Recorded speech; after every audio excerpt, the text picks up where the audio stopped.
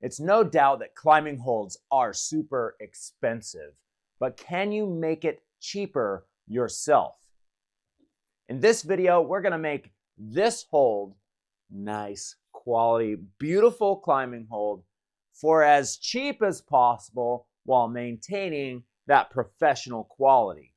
I do have to warn you, the audio in this video may not be the best, so if you just want to cut to the end on where I talk about all of the numbers about this climbing hold and what it took to create that, I will leave a tag somewhere on the screen for you to zoom through all of the fun and exciting tasks and journey that it took to create this, just so you can see that information. Let's get into it.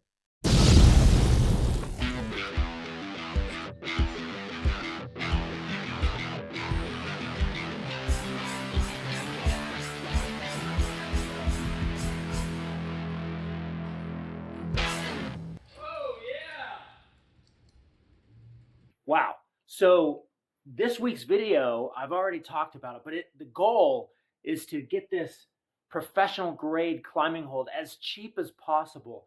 One of the ways that we can get a professional grade climbing hold as cheap as possible is saving money on the mold itself. We'll get into that a little bit later. But let's talk about shaping. So we're going to start out with a block of foam. This is dry floral foam. It's the best stuff to use for modeling. And we're going to be making a hold that looks like a leaf. This is going on the climbing wall that I made for my girls over the summer. And it is modeled after a tree. So I want to have some holds that look like a leaf. We have some black walnut trees. That's what I wanted to take the inspiration from. It is in the middle of the winter. So these are the best leaves that I could find, and it does give some good texture that will help me understand what I'm going to be doing. But I also printed off some pictures, and I'm going to use specifically this guy right here as some of the inspiration. And I'm going to go ahead, we'll put that right there, and then we'll get carving.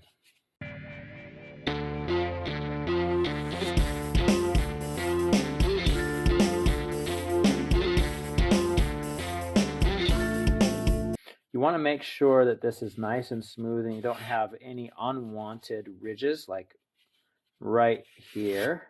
So we'll continue on.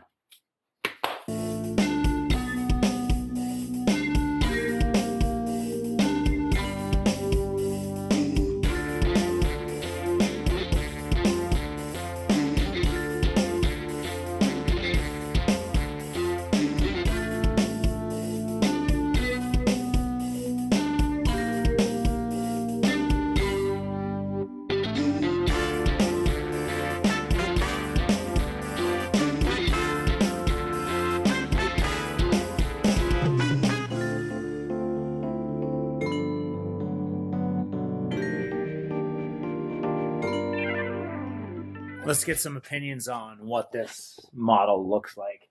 What do you think, Uncle Pete?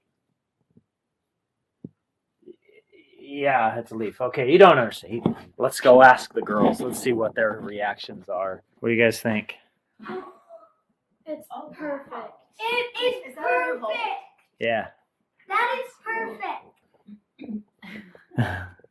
You like it too, Mama? Yeah, I think it was fantastic. That's great.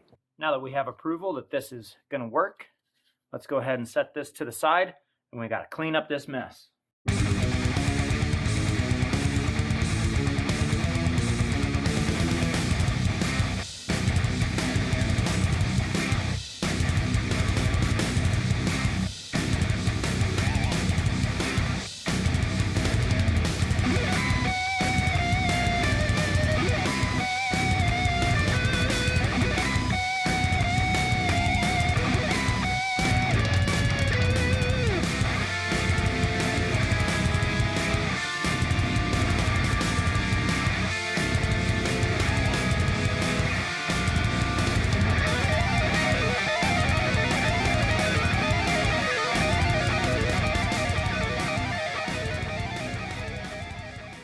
All right, now that that's all cleaned up, we're gonna go ahead and get the base for our hold. We wanna use like a melamine or some type of plywood that has a nice, super smooth finish. Let's rip that down. We need to secure this model to this board. I use a heat glue gun. This took forever to warm up out here because it's so cold. Now, we probably could have just did a couple of dabs on there and it would have been just fine. All right, we're going to take our dowel for our bolt. We're going to stick it in there. It's been such a long time since I've used latex. I think typically you would use a paintbrush and stipple this in. However, the stippling can change your texture. So I'm going to use my hand and I'm just going to very gently tap it in. Just like this. It's got to be thin layers. Definitely needed a paintbrush. All right, Climber Mom came through with some paintbrushes. So these are just real cheap bristle brushes. So we can kind of get in here and we still got to be super careful, but we can thin this out so the layer is a little bit better. We don't have to worry about anything not curing. So we're gonna thin this out, spread this around. Oh, you helping me out, Reese? Yeah. Appreciate it. We want to be real careful. We might bring this inside the house. We're gonna go ahead and we're gonna take a little Ziploc baggie. I'm gonna fold it inside out so I don't get the silicone or the latex everywhere. Put that in, fold it back, and hopefully be able to use this same brush for the whole process.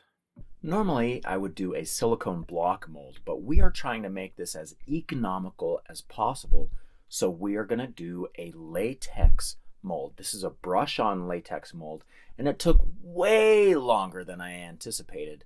I needed to do a lot of different things in this time, including my hourly job, which is working on construction elevators. Eventually, we did get this latex mold completed, but I did need to do some other things in the meantime. Let's get back to making this amazing climbing hold. Once that final layer of latex is cured, we want to cover the entire thing with baby powder. This is going to act as a release agent so it doesn't stick to itself. Once we've got it completely covered, we're going to go ahead and start to clean this up. And I'm just cutting off the excess here. This is some of the waste. Latex does not cut easy, so it took some effort, but we got it. It's actually very thick. You see. It looks pretty good now. So we're ready to put the outer layer on. We're using plaster of Paris. This is going to give it some nice strength. So when we pour our resin in there, it keeps its shape. Once that's mixed up, just put it on there. We're only covering one side. So this is going to be a two-part shell so we can pull it out easier once it's done. And what we need to do to separate these two shells is put a thin layer of petroleum jelly on the edge of that where the two parts are going to meet. And we're just going to mix that up for the next half. I used some latex gloves. This time I'm not even going to bother. Just goop it on. And we're ready. I just need to wait a few hours for that to dry. We can crack it open.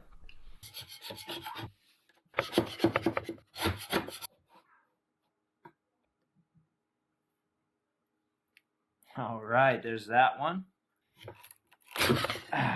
Yeah, we just broke it. Well, this is now a three-piece. We can deal with that. How did it break? Why did it break? What happened? Just trying to pull it Pulling it off. out? Pulling it off before it's completely set. But I don't have time. I got to get this done. All right, so I think I have all my pieces put together now. I have the latex mold right here. And then I have the outside. This gives it some rigidity. I did break this while I was pulling it apart because I didn't allow enough time for the plaster of Paris to cure, because I got to get this video done and out there for you guys. I want to make sure that this is out on time. So I was able to glue it back together. Not a big deal. That's going to be put together. And let's just put this together and I'll show you how it works. The glove, I call it a glove. I don't know what the actual term is. Go inside.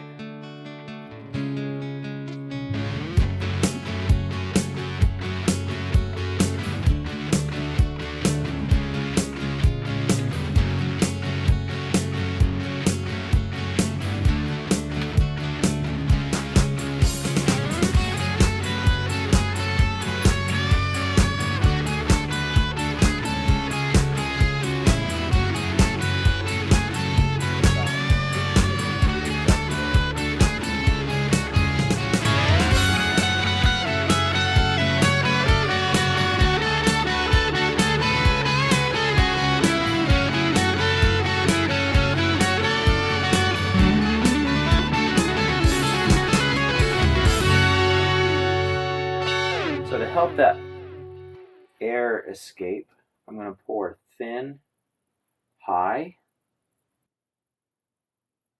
It is now the next day, and I wanted to come out here and show you my little piggies. Hey, piggy, piggy. Hey, piggy, piggy, piggies. Oh, hello, hello. They're acting like they're hungry, but I just fed them, so they're not hungry. This is the most exciting part about making your own climbing holds, because now we get to see what the finished product is going to look like. So let's go ahead and pull this out of this mold. We're going to pop the hard shell off if we can. Work that up. There we go. We want to make sure we don't break that. There it is. All right, now we didn't put any mold release on this because we want to be able to pull the foam completely out. So the first one is going to have foam on it. You just want to be real careful and pull this back. This is not completely cured. This has been sitting for over 8 hours. Fast cure. I don't think that's fast cure. I should have went with something that I knew. It's kind of like opening a Christmas present, but you got to be very careful, otherwise you're going to destroy it. Well, one thing's for sure, there's not going to be any foam in this one. So our next pour, we're definitely going to have to do a mold release. You coming out? I don't know. It looks like it might be breaking.